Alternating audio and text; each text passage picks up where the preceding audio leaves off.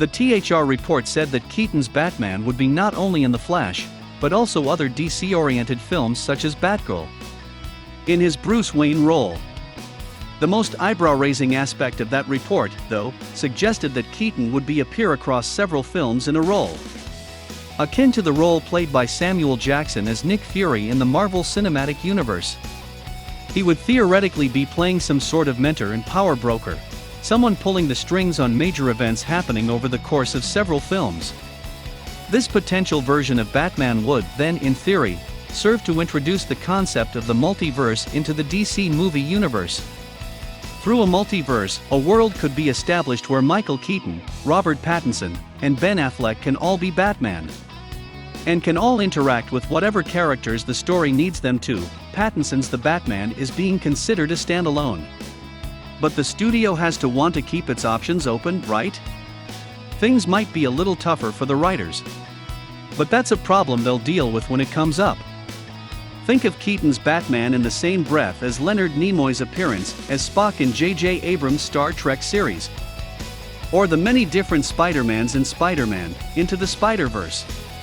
It's a confusing concept, but one that's been executed decently before. An older Bruce Wayne, Keaton turned 69 last September, is far from unprecedented in the Batman canon.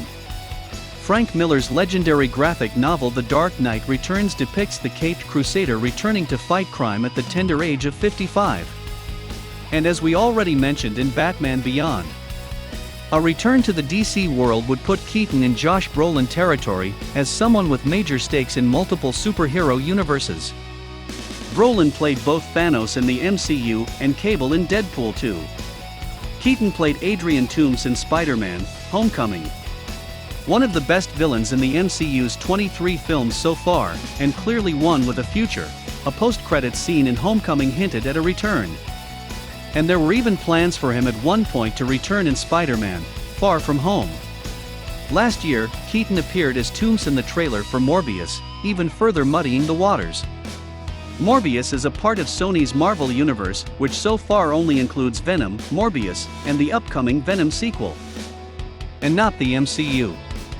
But we also don't know the details of Sony and Marvel's deal that allowed Tom Holland to continue playing Spider-Man in the MCU. So it's possible that those two worlds could become much closer.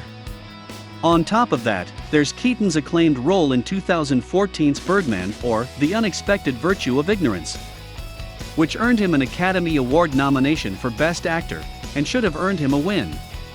While that movie isn't explicitly a superhero role, it does find him playing a role oddly in line with the real Michael Keaton, an actor best known for playing a superhero role in decades past.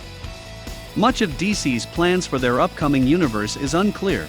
We know that James Gunn's The Suicide Squad and Matt Reeves' The Batman were both due for release in 2021, but had been delayed, and Patty Jenkins' Wonder Woman 1984 sequel had been delayed a few times, but finally came out at Christmas time. The idea, seemingly, would be that the multiverse factor and some story maneuvering could clear most of this up. But it's no slam dunk. Gal Gadot as Wonder Woman has already interacted with Ben Affleck as Batman. How will this all be explained?